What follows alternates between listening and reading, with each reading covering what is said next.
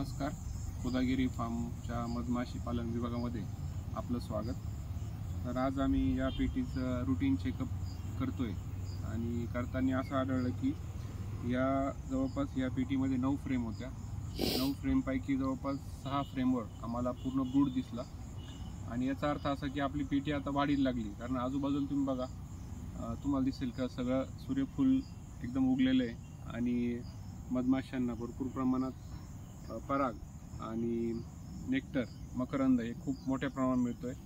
त्यामुळं त्यांना आता ही पेटी वाढीला लागली आणि आता आम्ही बघितलं की कोणत्याच अशा एका फ्रेमवर जागा नाही की तिथं आपली राणी माशी अंडे घालू शकेल.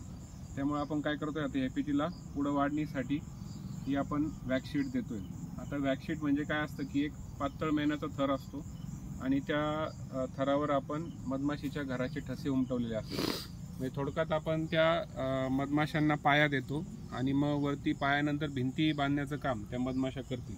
तर आपण हा मेणपत्रा का देतो, कारण हा मेणपत्रा पाया बनवायला खूप मधमाशांना खूप मध खावं लागतो. कारण जवळपास 1 किलो मेण सरवायचा असेल तर मधमाशांना 7 ते 8 किलो मध खावा लागतो.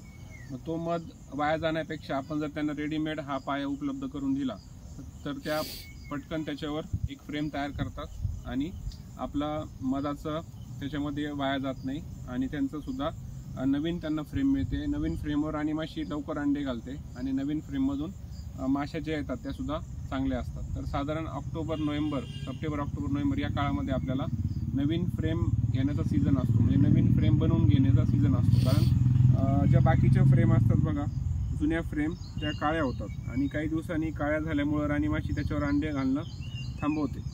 तर तसं होऊ नये म्हणून आपण कायम आपल्या ज्या फ्रेम असतात त्या रिप्लेस करायला पाहिजे. तर आता हे बघा, थोडीशी काळी फ्रेम झाली आहे, त्यामुळं हिला रिप्लेस करायची गरज आहे. त्यामुळं आपण ही नवी फ्रेम ही वॅक्सीट आपण त्याच्यात देणार आणि याच्यावर एक नवीन फ्रेम तयार होणार आणि ती मधमाशा आपली राणी माशी चांगले अंडे घालून चांगल्या माशा त्याच्यातून बाहेर येणार.